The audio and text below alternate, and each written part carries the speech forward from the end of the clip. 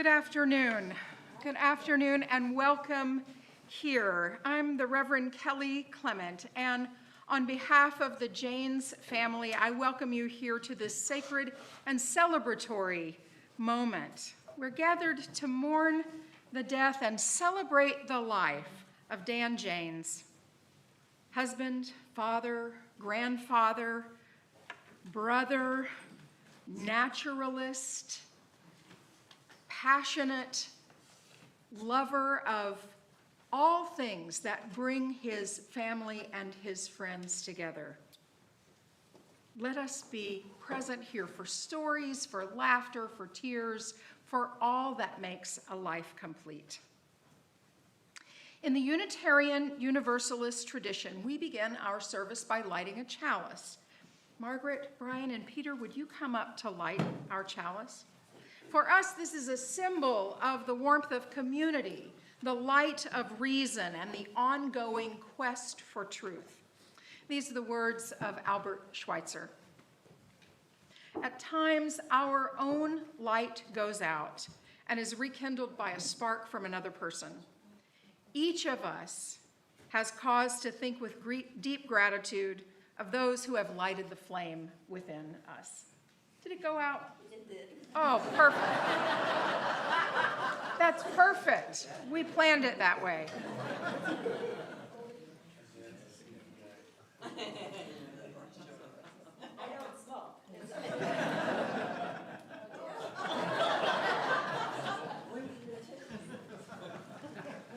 We've got a lighter. Yes. We need a professional.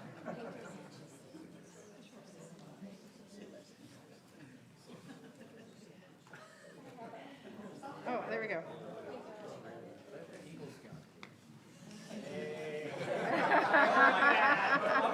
I heard that.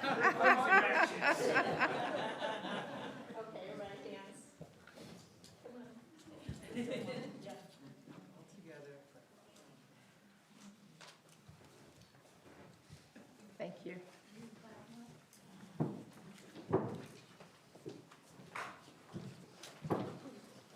A symbol that it all will unfold in exactly the way that it's meant to.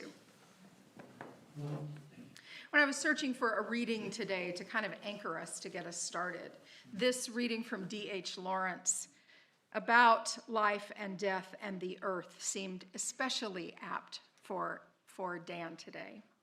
D.H. Lawrence. When the ripe fruit falls, its sweetness distills and trickles away into the veins of the earth. When fulfilled people die, the essential oil of their experience enters the veins of living space and adds a glisten to the atom, to the body of immortal chaos. For space is alive, and it glistens and it stirs like a swan whose feathers glisten, silky with the oil of distilled experience. In this hinge of life and death, we gather with hearts raw and knees weak to laugh and to cry and to eat good treats, as Dan would have us do. So we will tell Dan's story today and in the days and years to come, that we may know and be inspired by what is possible in a life so well lived and well loved. Dan Brian James was born on April 25th, 1952, 74 years ago today, in Chicago, to Carl and Alberta Jaynes. He was the third child in a family of 3 boys and 1 girl. Now, is it true that he was universally recognized as mom's favorite? Yes, okay. I was told that she could always find him off in a corner reading. He was quiet and reading off in a corner. His love for nature and farming and science began in his early years on the farm in Dundee, Illinois. He went to Dundee schools, and he was in the Dundee Scots high school band. What did he play in the band? Tuba. All right. That makes its presence known, doesn't it? Science fairs were his big events. A curious mind led Dan to undergraduate work at Monmouth College in his home state, and then to graduate work at the University of Wisconsin and Penn State. His work at the ARS, National Laboratory for Agriculture and Environment at Iowa State, led him to international recognitions for his contributions to soil science. His work led to practical changes in water management practices at home and abroad. And after his retirement in 2020, he was inducted into the International Drainage Hall of Fame.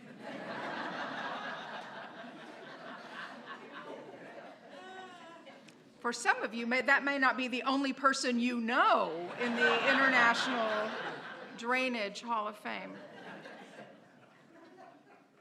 In the early 80s, Dan met his soulmate,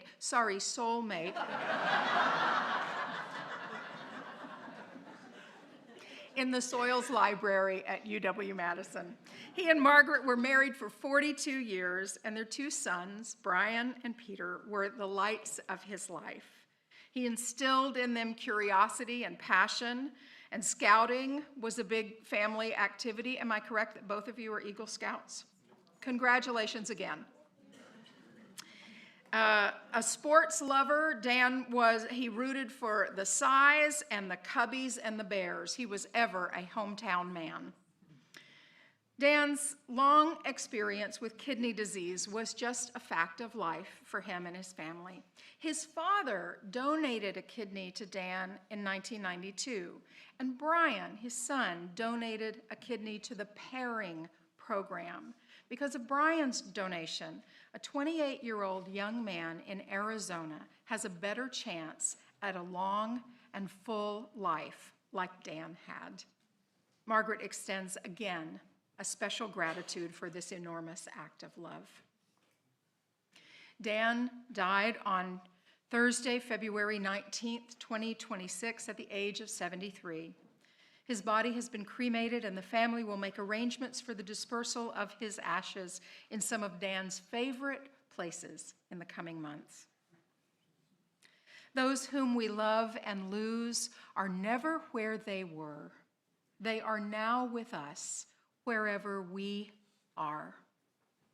So let Dan's legacy to us be the love of family, the love of friends, the love of nature, of a sweet treat, of living each day to the very fullest, no matter what obstacles life puts in our way.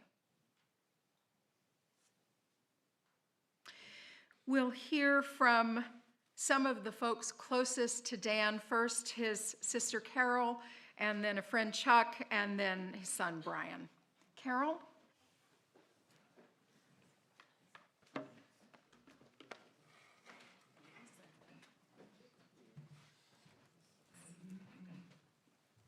Hi, everybody. I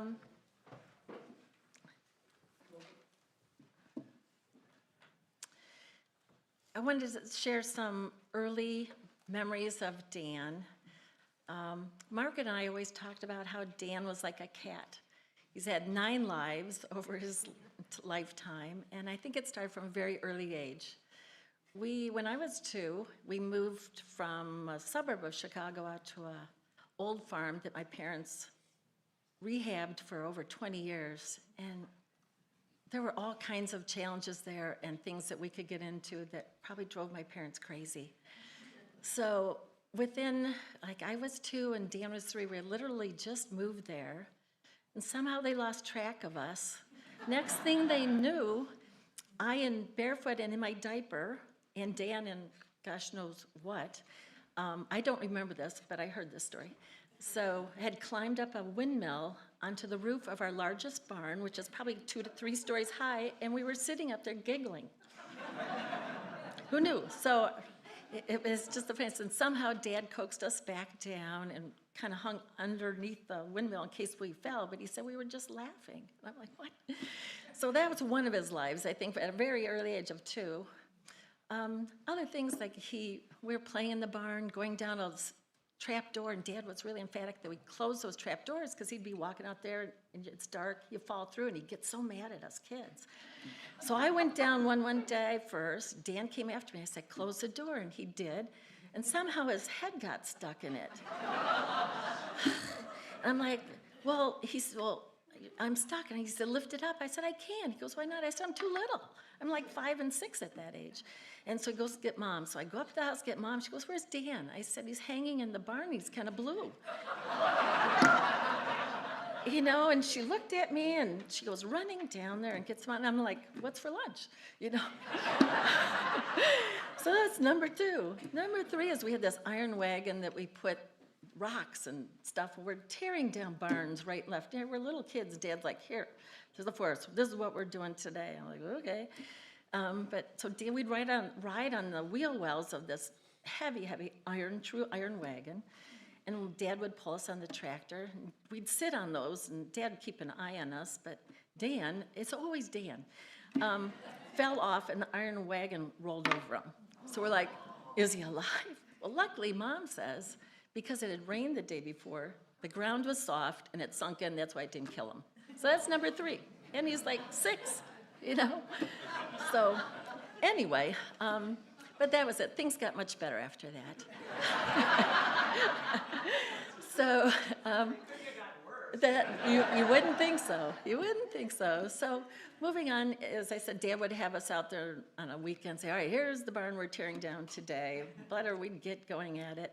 Next thing we know, Dan's missing. Like, the kid could disappear like in a second. We're like, where is he? And we just keep going. We'd go looking for him eventually and find him probably with a butterfly net, catching butterflies, because he and Mom, that was their thing. Caught butterflies, they would mount them and made collections of it. It was really fun. Or finding bugs, whatever. Or, as Kelly referred to, sitting under a tree reading. He was an avid reader, just loved it. He just loved to learn, and it was just his nature. The other kind of funny thing I'll mention is we as kids, Bell Telephone had bought some property near our farm and wanted us to mow it for them. So we're like, just mow it, send us a bill, and we'll pay you. So I think Rob started off doing it first, and Dan did it. So, and it's about a half a mile from the house. And we're out there, and Dan and I are walking around, and sure enough, we're like, what's that noise? And we could hear Dan singing at the top of his lungs a half a mile away. And I think this is before he was a Grateful Dead fan, so I don't know what he was singing, but just singing, it was just the cutest thing. We loved it. I'd see Dad, I'd like, did you hear him? He goes, oh yeah, I heard him. You know, it was just an endearing thing that I just love so much about him. But so yeah, on to high school, and I think Chuck's gonna talk a little bit about our high school band. It sounds kind of funny. It was just a tiny little town that embraced, this band director came in to get involved in marching parades, and we competed all over the Midwest. And our first year, we were so bad. In Detroit, we were just horrible.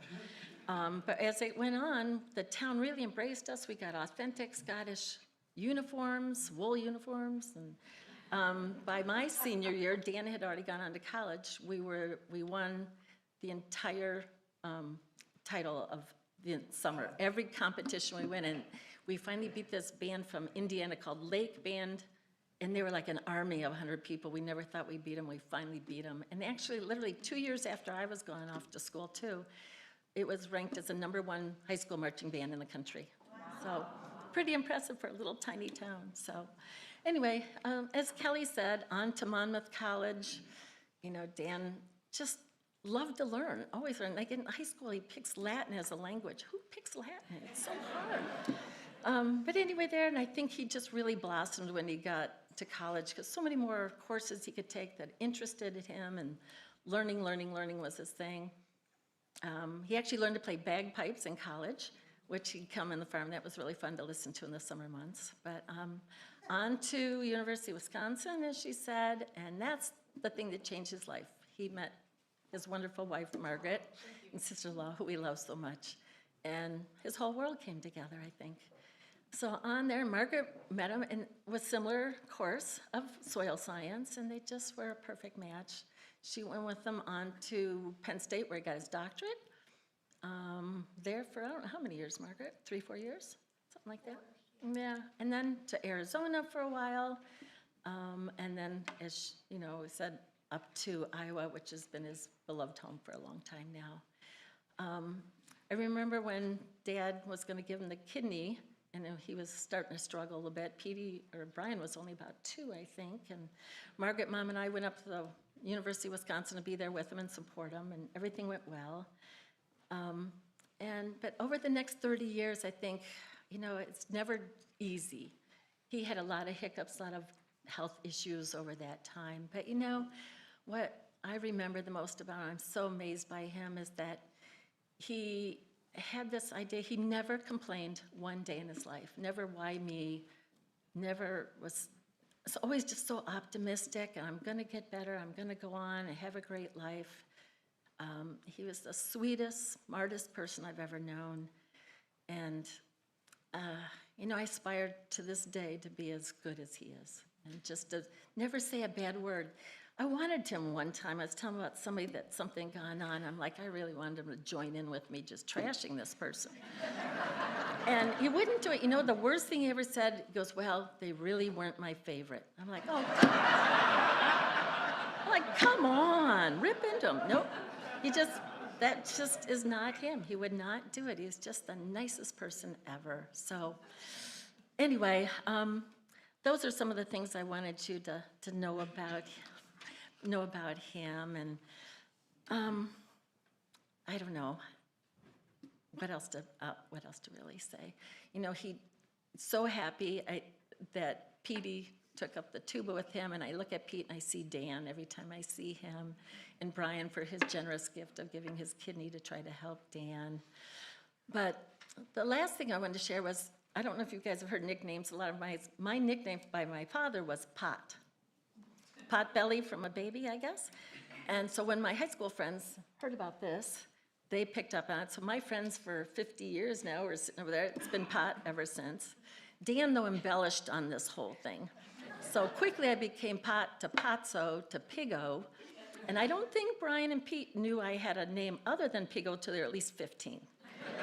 So Dan even went further than that. When we call each other, he would give me this, Suey Piggo.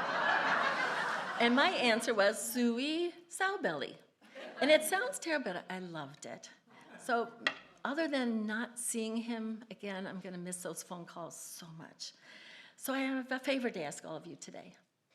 When I count to 3, as I said, today's Dan's birthday, and I hope he's with Mom and Dad catching butterflies somewhere today, because that's what, and he was by far her favorite.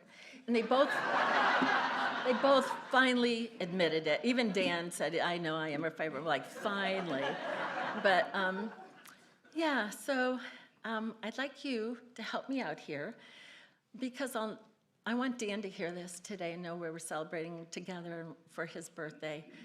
Don't be shy. I know my family won't be. But I want, on the count of 3, everybody do a nice, good old Iowa suey for me. All right? Everybody up for it? All right. 1, 2, 3. Suey! Thank you so much. So happy birthday, Dan. I love you. I'll miss you.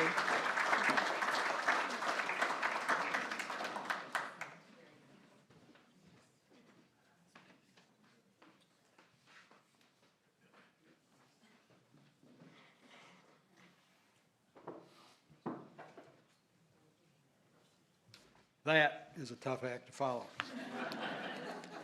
So we're not going to try. But good afternoon. I had to write this out because I am not near as good on my feet as Carol. First, I'd like to thank Margaret, Brian, and Pete for inviting me to share some of my thoughts and memories with you about their husband and father, a man who I have proudly counted as a close friend for many years. I first met Dan in 5th grade, Dundee Elementary School. I just moved to Dundee. I played French horn in band. Dan played trumpet at the time. And that seemed to be where our friendship originated.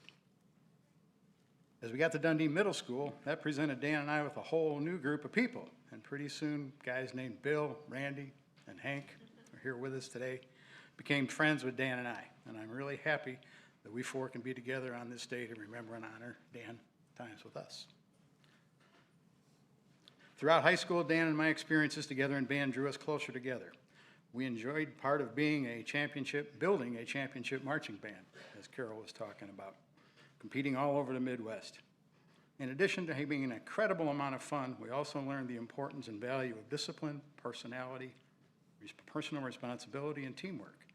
The entire Jaynes family were participants and supporters in this program, and I really appreciate that more now than I ever could have been.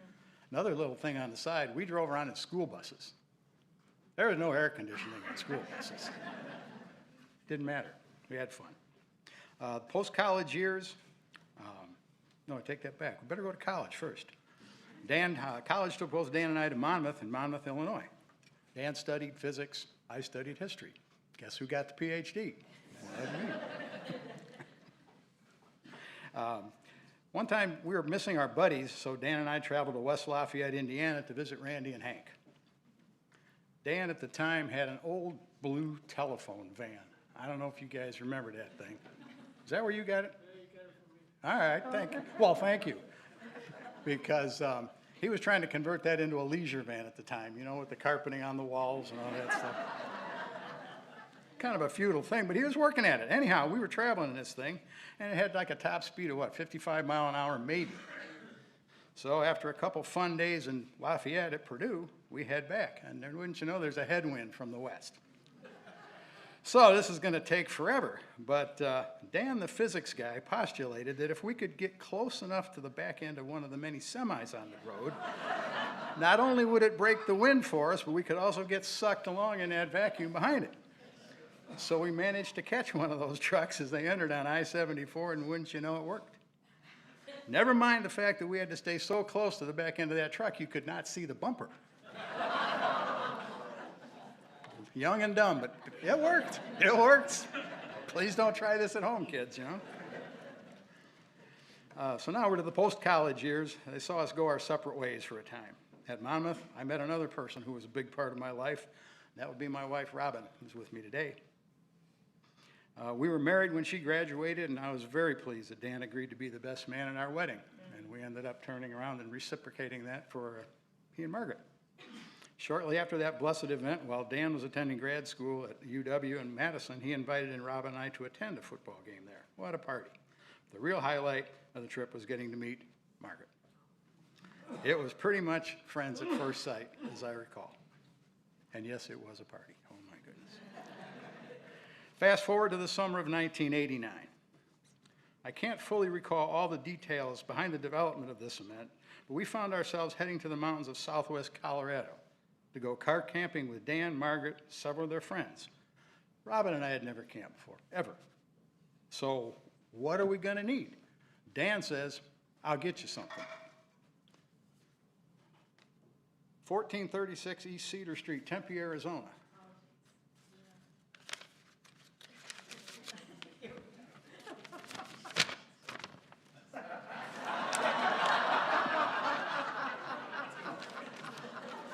You know the craziest part of this is, I know darn well Dan didn't do it because I could read it.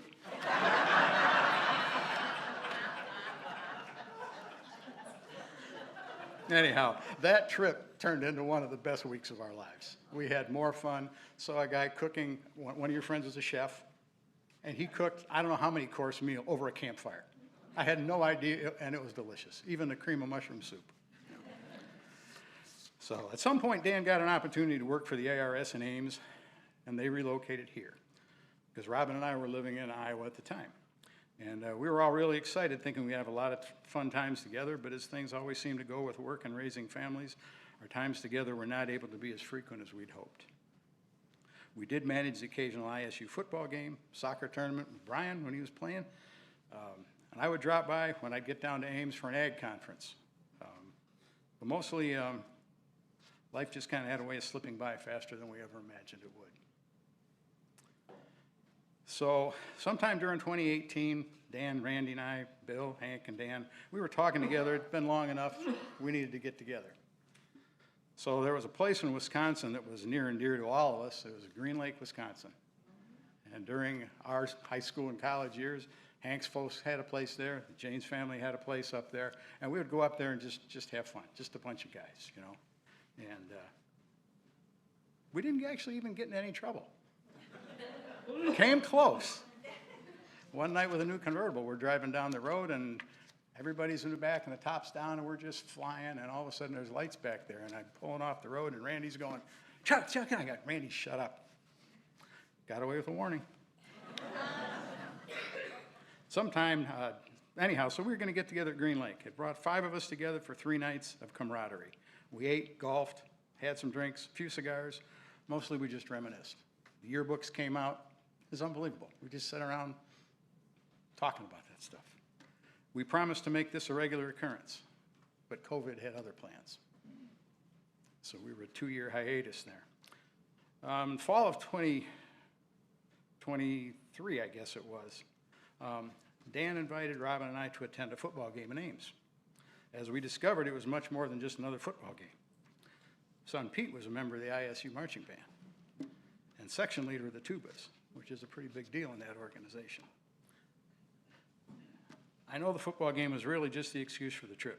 The main event was a proud papa showing off. We started at the band pregame show. Y'all from Ames might know where this is. This was before Dan had his hip surgery. We walked from his house. We walked to the pregame show. We walked to the far end of the stadium. And we walked most of the way home before he'd let Margaret go get a car. That's how determined that sucker was. And we were going to have a good time.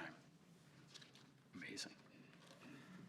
Fall of 24 turned out to be our last dance together as a group of friends. We felt the Kentucky Bourbon Trail calling us.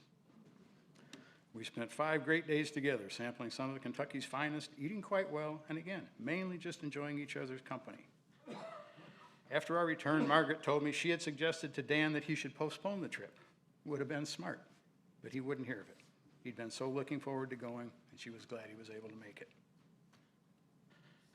Dan and I had started talking about planning the next brothers trip last New Year's Day. Excuse me.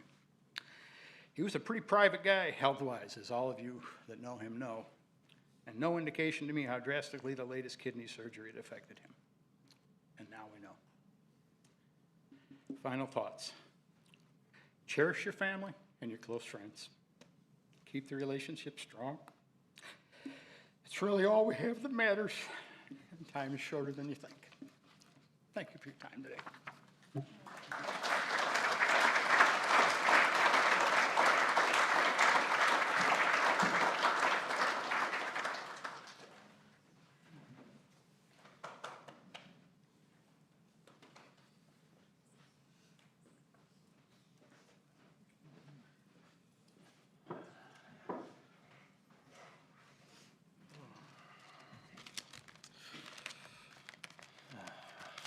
I'm Brian Jaynes. We'll try to get through this.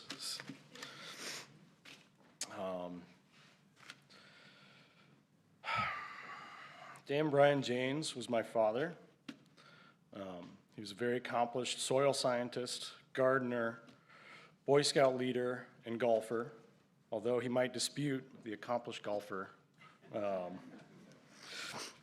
He's always kind of iffy about his game. Anyways, but on top of all the career, that's just a small slice of his hobbies and his career, but on top of all that, he was happily married to my mother, Margaret, for 43 years.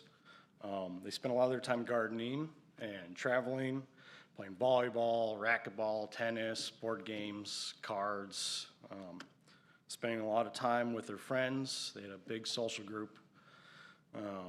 All while raising Peter and I.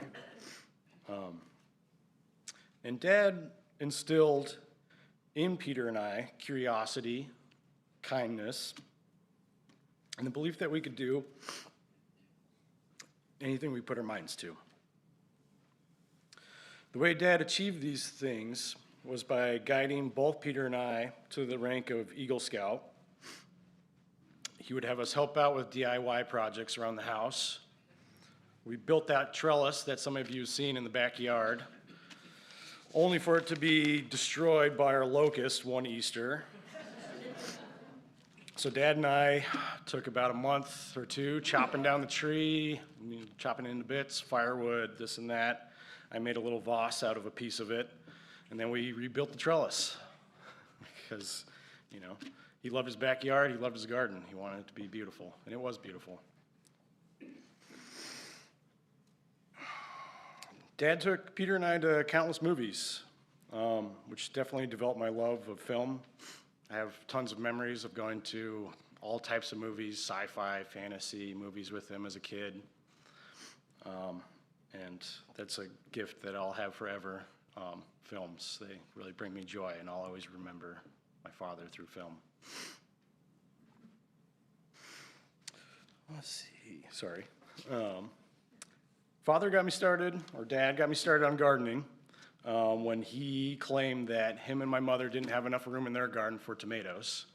So he came over to my house and he planted tomatoes and peppers in my backyard. And that got me started growing peppers and making hot sauce. So I have him and Mom to blame for my gardening obsession. He helped me replace my heater core in my 73 El Camino. It was a project we both came to regret.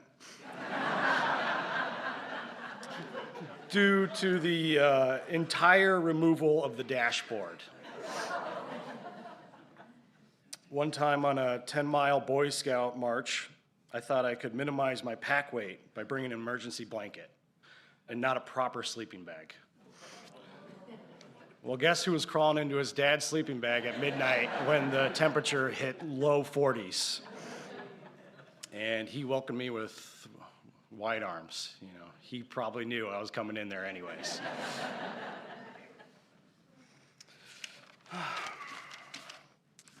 I have great memories from the trip that I took with him to Hawaii. Peter was still in the womb, so Mom was stuck with him here in Iowa. So I got a special trip with Dad to go to Hawaii, and I'll forever cherish that trip. It was one of the best vacations ever.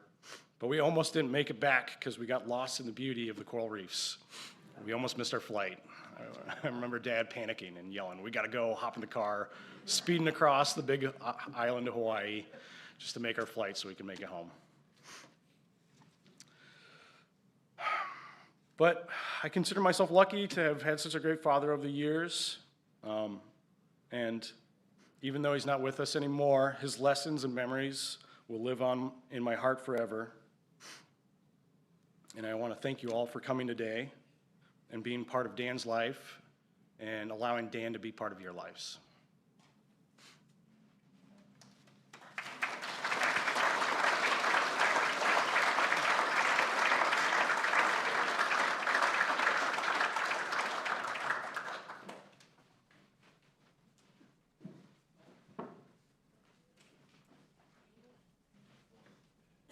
We have some time now for sharing from you a brief story or memory, and I'll ask you if you have something to share, if you'll put up your hand and I'll bring the microphone to you, and if you'll say your name and how you fit into Dan's life and to the Jaynes family life, that will be wonderful. And Ron, I'm going to start with you.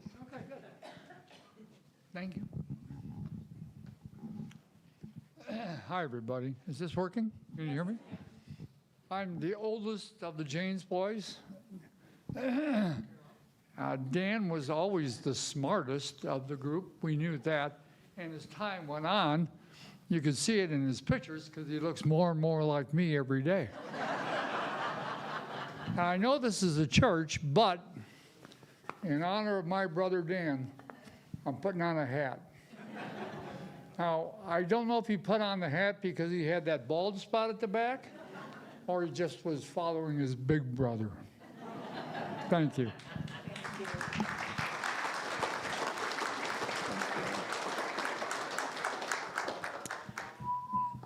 Are there other people who have stories that they'd like to share? I see back here. Let's see, we're going to pass this down the row. You don't have to come to me, we're just going to pass that down. Hello, everyone. My name's Dale Reed. I'm here with my wife, Peggy. We're friends of Dan and Margaret from Arizona, where we met them, and we would get together and play cards. We'd play pinochle, gin rummy, all hours of the night, have a few beers. But we just always had such a great time. If we weren't doing that, Dan had about a 5-foot-long blowgun, and we would shoot darts into the dartboard across the patio. He was always coming up with something different like that. I can remember we would go out with pieces of paper in the desert. We'd fold them and tie thread to them, and we'd fly kites in the thermals out there. Just always finding different things to do like that. But when Dan and Margaret finally, we knew we were going to Iowa, that was, to us, that was such a big blow because we had so much fun all the time. And that's why we couldn't help but come back and reminisce. But Dan was a great guy. And as far as the hat goes, I can remember him with one of his hats that was so worn out, it was literally falling apart, but he always had it with him. Thank you.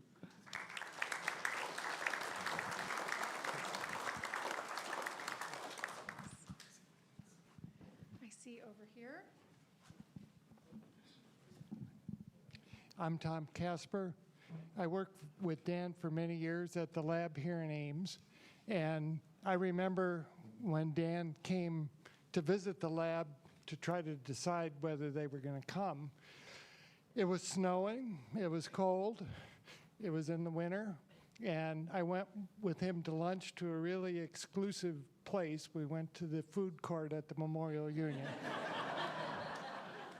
And I asked him, well, why did he want to come to Ames, to, our lab in Ames? He was already in ARS in Arizona. It was a transfer. And he said, well, he wanted to be closer to family where he grew up in Chicago, or the Chicago area. And he said, to be honest, there's really not much agricultural drainage in Arizona.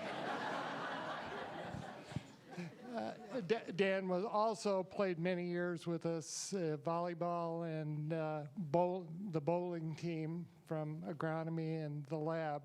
And he was about as good at bowling and volleyball as he is at golf. But he always bought beer when it was his time to buy, so he was a team player. There was one over here. Somebody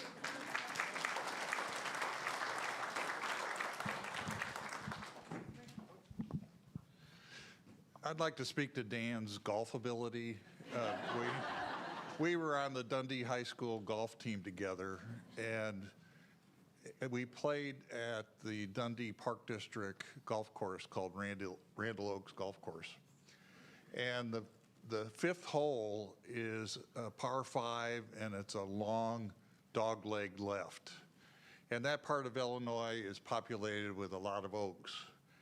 And Dan was in the foursome ahead of me, and he had a great drive, and he put it across this valley and put it on a hill at halfway to the tee, or from the tee to the hole. And that hill had an elevation of about 60 degrees to it.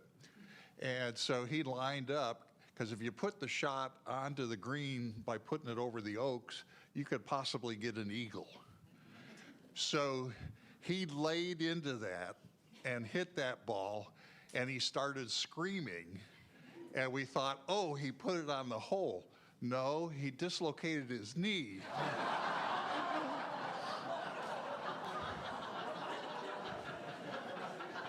And this is, long before cell phones. It's like, what do we do? So we run to the clubhouse, and they drive an ambulance out onto the course to take Dan to the emergency room to have his knee put back together.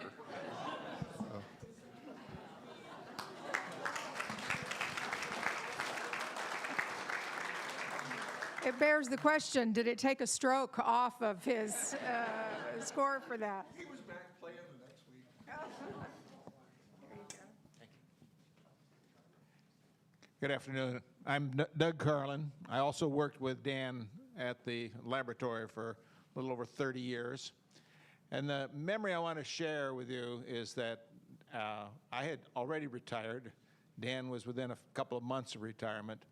And we were both honored to receive awards from our professional society in Texas.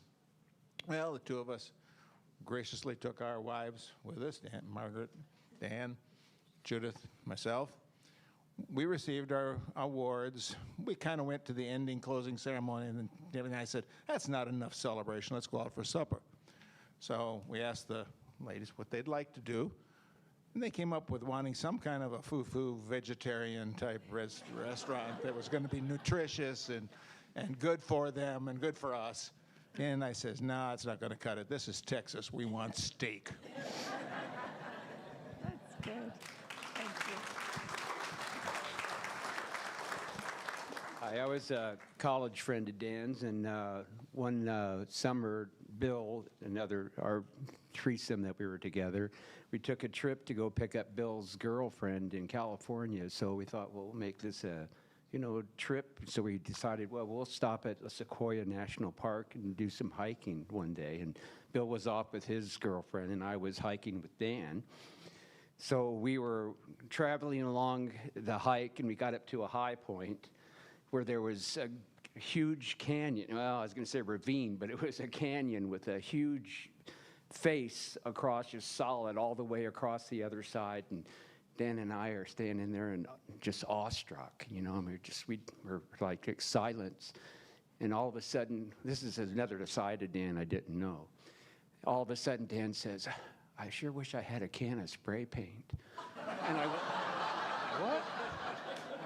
I said, well, what are you talking about? He said, yeah, I could put Dan was here on that big sign. So another side of Dan that maybe some of us didn't know about.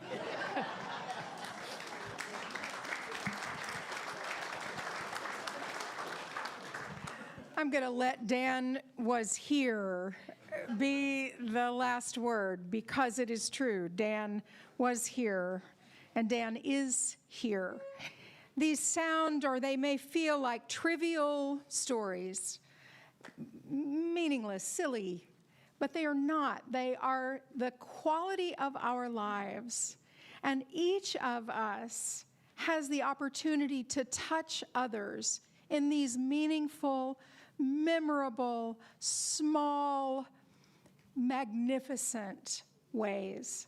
This is what it means to be in community together and to come together and honor one so beloved in a community. Thank you for sharing your stories. I think, do we sing now and then see the slideshow? I think we see the... It says photo first. Oh, so we're going to see the slideshow now. Yeah.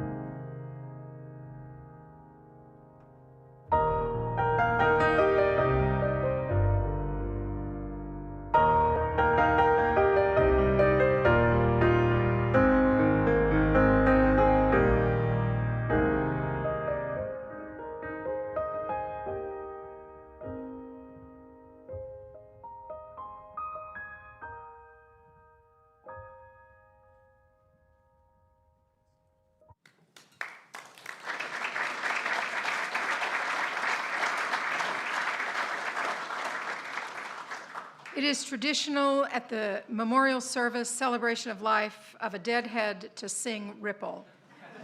And so let's remain seated while we do, but please sing out. If you know the words, I think it's always appreciated. We'll know who's who by I think we've knowledge of got dead them on the songs. slide, yeah. Can't be more apt from a man who obviously created a lot of ripples, and the ripples go on forever. Please join me. It'll only make it better, believe me.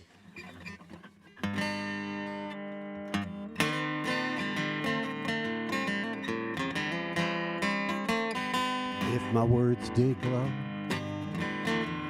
with gold of sunshine, and my tunes were played on the high, unstrung, would you hear my voice coming through the music? And would you hold it close as if it were your own? It's a hand-me-down, and the thoughts are broken. Perhaps they're better left unsaid, and I don't know. I don't really care. Let there be songs to fill the air, ripple in still water, where there ain't no pebble tossed, no wind to blow. There's a road, reach out your hand if your cup is empty. If your cup is full, it be again, and let it be known that there is a fountain that was not made by the hand of man, and there is a road, no simple highway, between the dawn and the dark of night, where you might go, no one may follow. That path is for your steps alone. Ripple in still water, where there ain't no pebble tossed, no wind to blow.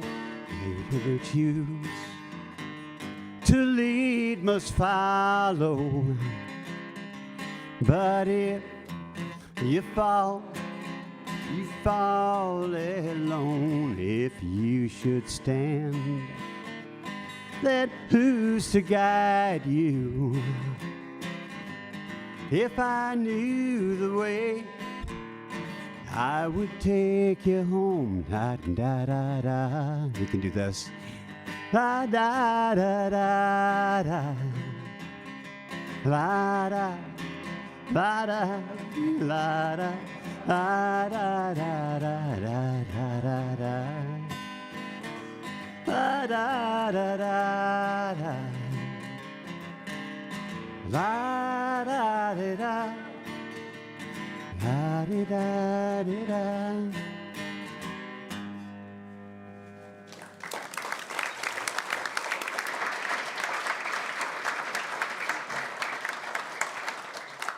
Thanks so much to our musicians today, Reggie Greenlaw and Ann Kimber. Thank you so much for bringing music to us.